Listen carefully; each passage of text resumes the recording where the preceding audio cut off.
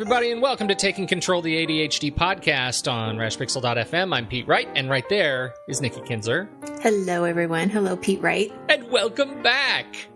Thank you. It's you been too. A fantastic vacation, time off, doing the things that we need to do to be healthy. And today we are starting our big month of talk about money. Money. And Money. ADHD. Before we get into that, you're going to head over to takecontroladhd.com and get to know us a little bit better, listen to the show on the website, subscribe to the mailing list, or grab the link to jump right over to iTunes and subscribe to the show for free so you don't miss an episode. And as always, we appreciate your kind reviews and 5-star reviews over at iTunes. You can connect with us on Twitter or Facebook at Take Control ADHD and call us. Leave us a voicemail at 503-664-4ADD. Get your voice, your thoughts, your questions on the show. And we do have some voicemails that have been stacking up, and so we'll be getting to those over the coming weeks as we do more shows that are related to that follow-up. So stay tuned. If you've left us a voicemail or a message, trust me, we'll get to it. Absolutely. Maybe just not right away. I do have one brief bit of follow-up that I think is so good that I've been holding it for 2 weeks. That I got from Kevin Cummings, who wrote to me talking about a Gmail tip that I think is so good everybody needs to know it. All right. Are you ready for this? Us. All right. I am. This is a trick in Gmail, and I'm pretty sure in other services as well, but you need to check with your provider. But Gmail does this, and it's wonderful. Did you know, Kevin writes, that Gmail allows you to add to your email address, and it will still get to you? If you use the plus sign at the end of your name, you can add more characters. For example, if my email is sample@gmail.com, I can use sample +bills at gmail.com to flag all my incoming bills so that I can apply a filter. Love the show, he says. Nice. Love the. Well, thank you, Kevin. Do you get what I'm saying here? Do Yes. you get what Kevin is saying here? This is so good because it is an on-the-fly filter that you can add to your email address when you go into, say, your gas company website and they say, "What's your email address?" You can say, "My name +name of gas company." In our case, who's my gas company? Northwest Natural. So I could say, Pete plus NW Natural at gmail.com. It's not my address, but whatever. And I could then set up a filter using the tip we talked about last time to actually filter only Northwest Natural messages into a special bucket. I like label. it. It is really, really It's a great handy. way to filter it. You Yes. can do that on the fly. You don't need to set anything up. You just, as you are registering, there's nothing to do but add that plus sign. It is a great tip, and I'm so grateful for Kevin to write that in. That is great. I love it. And I was just thinking of something kind of snarky. So, when they always ask you, like, you're at a store and they're like, "Can I get your email?" And I always say, "No, you can't." But it would be funny this is not funny. I was going to say, you could put like Nikki plus junk at gmail.com, but that's not nice. Nikki plus I hate your email at gmail.com. I would not do that. No, it's even better. Nikki plus I will never read this. I will never read this. It will be trashed. That's so mean. Direct to trash at gmail.com. Direct plus direct trash. Oh, that's awful. Not nice. Okay. Moving on. All right, so we are going to talk about money and ADHD today. First of all, can you just start tell us about why this has become an important topic for you? I would love to. Yes. This all started, money is definitely an issue that clients and I have talked about in the past. Not every client, but there's been a couple of clients that, this is a stress to them. But where it really started was last year when I was going through the ADD Coaching Academy. I had to do a final project. And the final project had to be something to do with ADHD, but not necessarily something that we covered in class. And so I chose to do money or money management and ADHD. And I learned all kinds of fascinating things, and that was really the idea. I mean, that's how this got kind of stirred. Is I thought, well, my report itself is 4 good episodes of the podcast. So. Is this topic? I mean, is this something that because honestly, until we started planning this series, I and I'm embarrassed to say this, I never realized how much ADHD behaviors were affecting my money management. I never even made the connection. I never thought about it. Really? I'm so embarrassed to say this. It's only been since we started bringing this up. I think probably we talked about a month and a half ago, 2 months ago, that I started really thinking about how does this work for me?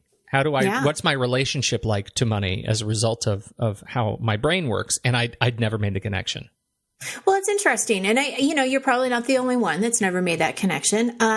Because you kind of think of your ADHD affecting time and organization. And particularly productivity. And not necessarily, decisions around money. But, it's interesting because I've got some statistics to share. I want to hear them. Okay. So one of the books that I checked out when I was doing my report is called ADD and Your Money. And it is written by Stephanie Sarkis. And I apologize if I did not get the name right. I'm not good at names. I'm just going to admit that right now. So Stephanie Sarkis, PhD. And so she wrote this book, and it starts off with some statistics. And so just to give you an idea, people with ADHD have a greater amount of debt, more difficulty paying their bills, and less money saved up than people without ADHD. Now, if we look at that statistic, it makes sense. For someone like me who has studied ADHD with coaching, the greater amount of debt comes from the impulsiveness or the impulse shopping. Right. And so it's the, not really thinking through, I really just want this, and so I'm going to buy it. And so that kind of is a reason that the debt comes. And we're going to talk about some strategies, later, in a couple weeks about how to kind of curve that spending. More difficulty paying their bills. It's not necessarily that they don't have the money. It's because they forget about the bills. Yeah, right. They either lose it, they don't know how to manage their paper, the bills just get tossed and stacked and Yeah. missed. So again, these executive functions that we've talked about in the past are really getting in the way of managing money. We're forgetting, we're not organizing. Maybe we're starting to pay the bill, but we don't send it off. I mean, how many people out there, and I'm sure people are shaking their heads. Yeah, I paid that bill. Mm-hmm. It just still happens to be in my car with the stamp on it even. Right. So all of these things can kind of happen. Unfortunately, people with ADHD have lower incomes than those without ADHD, even when they have a similar education level. This is from Barkley, Murphy, and Fisher in 2008. I'm not exactly sure how they came up with that statistic, but that's what they're saying.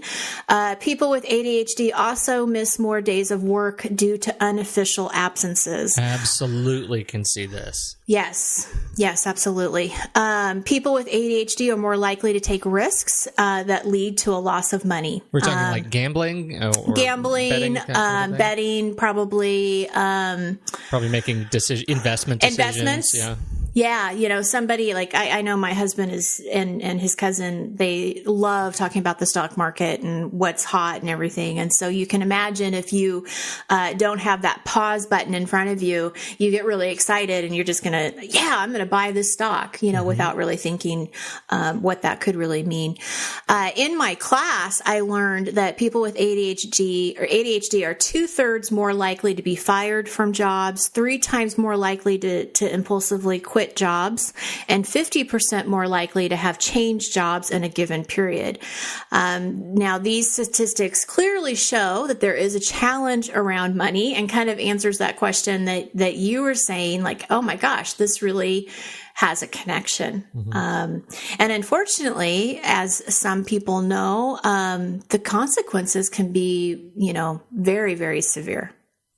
Yeah, and I think we're getting to this idea of how, these statistics and observations are sort of observations on the outcomes.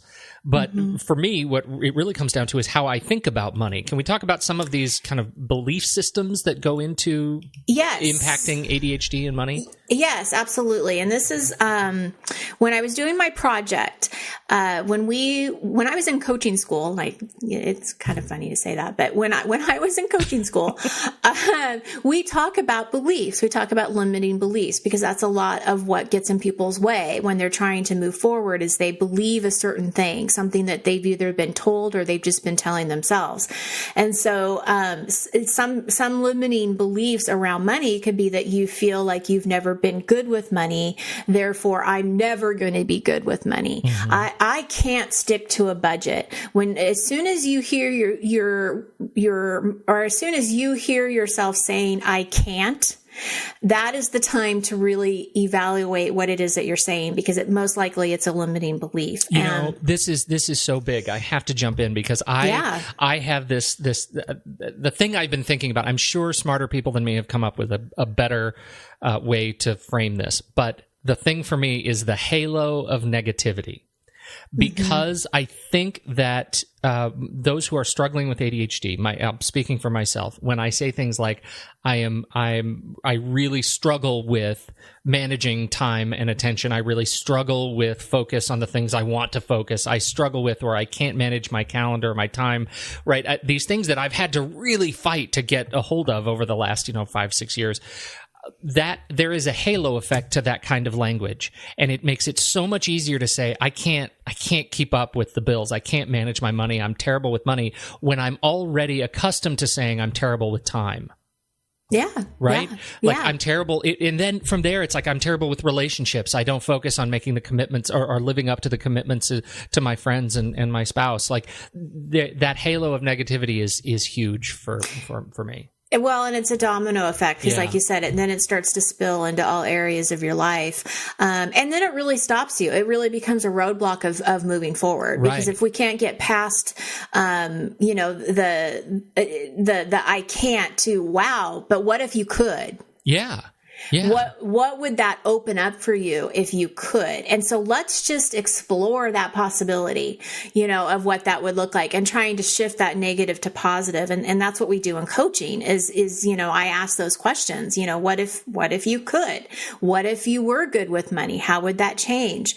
And something else that I thought was really interesting in the book ADD and Your Money is she talks about how, the way you were raised can have a lot to do with your own value that you put towards money, right? So if you grew up with a lot of money in your childhood, you probably didn't have to worry about it. So maybe you don't have the same value to it as somebody who struggled and saw their parents work 6 jobs and they didn't get everything that they wanted. They're going to hold different values. And so, one of the things that I'll put on my blog is there's this exercise, and it comes straight from ADD and Your Money. So, definitely check out her books. It's a good one. But there's these questions of trying to kind of dig in your past a little bit to kind of figure out what your values are around money. And that can also help you move forward, in what you want to do with your goals, and where you want to see yourself, whether it's getting out of debt or you want to save for retirement or whatever. Just having a better understanding of what you think about it can make a big, huge difference. Well, and I think whether or not you're struggling with ADHD, it's very likely that you didn't have a great education on money. Because it's not something that we as people are good at teaching our kids, right? Yeah. And if you also find, ADHD is hereditary. So absolutely. I mean, the likelihood of your mom or dad having ADHD, but maybe not knowing that they had it, could make a difference. Because then, the money management, or they never spent the time to teach the kids how to deal with a budget, or all kinds of things could happen there. Absolutely. So where do you go from there? And I mean, let's say we're inviting people to go to the blog to go through this checklist. And I think there are some great, questions on there that help you think about your history with money and your money belief systems. Where do you go from there to help people in a more practical kind of place? I would say that then at this point, we need to have a little bit more clarity of what it is you're trying to achieve. What is that financial goal? What are your, not just the main goal of, I want better money management. Well, what does that mean? And so I think that the next step is really trying to figure out what it is that you want. And like I said, is it paying off debt? Is it paying off your house? Is it saving for college for your children? And maybe it's all of those things. But that's what we need to figure out is what are your priorities? What would you like? And you can kind of simply do that with just a few questions of, what is it that I need to do here? What do I want? What do I want to feel like, at the end of 10 years? Or, I know that there's going to be some financial advisors that will go short term, long term, very long term. And next week, I was going to say that none of those things really, all of those things, I should say, address a core problem with ADHD behavior cycles, which is they allow you to separate this idea of the here and now wants, desires, from the fact that you've never probably really thought about what money management is, right? Yeah. Money management day to day is, oh my goodness, I really want that Apple Watch. I'm going to go get it. Without any attention paid to, at 65, I'm going to need to really have a retirement plan that's nailed down. Right, right. And I'm going to have to start thinking about that now because that's so hard to do. Money management is not just about here and now expenses. And I think that's what, having that clarity, it's a good way to kind of frame it is just to really look at, separating here and now from long term, from the future. Yeah. And I would really highly suggest, enlisting help, get help, whether that is a financial advisor or an accountant, or even if it's somebody that who you trust, and you think they're good with their money. And I say you think because sometimes people pretend like they're good with their money and they're really not. I would suggest that you get some help if you are struggling in trying to figure out what this clarity means to you. Financial advisors can be great for this. Accountants can be great for this.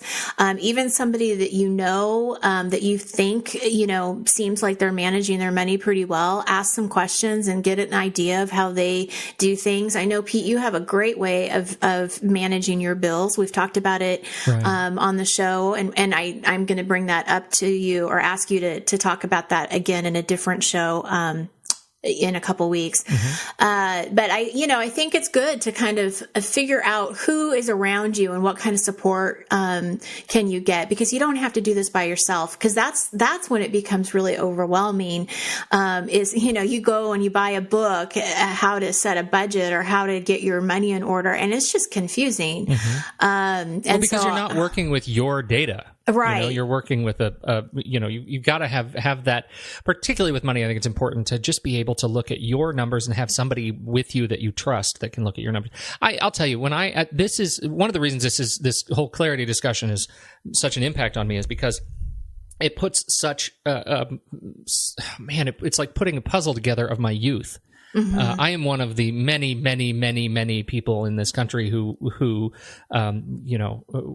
racked up a ton of credit card debt when I was in college. Mm-hmm. Because I'm not living with my folks. I'm living on my own, and suddenly these credit card offers start coming, and they make it so easy, instant qualification and approval, and suddenly I have 5 or 6 credit cards in my wallet that are getting just maxed out over the course of a couple of years. I have thousands and thousands of dollars in debt, and I had no thought to the future as I was, signing up for those cards. No thought to planning what I was going to do when I got out of college and had, a job that wasn't paying me enough to live and make minimum payments on that. No thought to any of that stuff, and so much of that is due to how my brain worked. And I did not have I had no clue. I had no clue. Yeah, yeah. It took years. I had to move out of the country to pay off my credit card debt.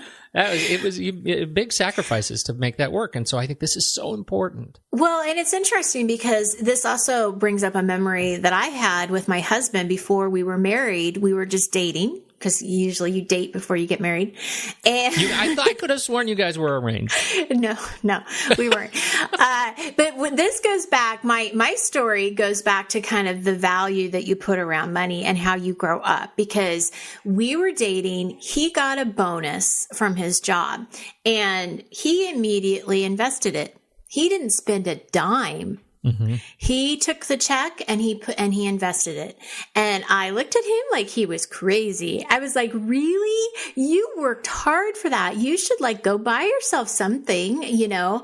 And so it was just a really interesting conversation of the value that two different people can put on money. You know, yeah. And you know, for a guy who also, as we've talked about, displays some ADHD qualities. Yes. Money management has never been a problem for that dude. No. And it is on the ball. He's on the ball, and it is definitely because of the way he's grown up. Yeah. It is how he was raised. His grandparents lived in the Depression, and so they were extremely thrifty and frugal. And you know, his parents are the same way. I would say that each generation has gotten a little bit more relaxed. But yeah, it never even crossed his mind to spend that money, where for me, I was like, that's gone before I even got it. Right. Yeah. So, but you know, I mean, this is also a really important topic, because if you look at why people get divorced, I think one of the number one reasons is because of finances. So this is important. You know, regardless if you have ADHD or not, I think it's a great way to have more insight of what you believe. And especially if you're getting married, or you are married and you're, you know, doing finances together with someone, it makes a big deal. What I want to leave people with, because I know we kind of talked again, just kind of leaving, with some questions around clarity. Take some time to think about, you know, what is that picture of financial freedom for you? What would that give you?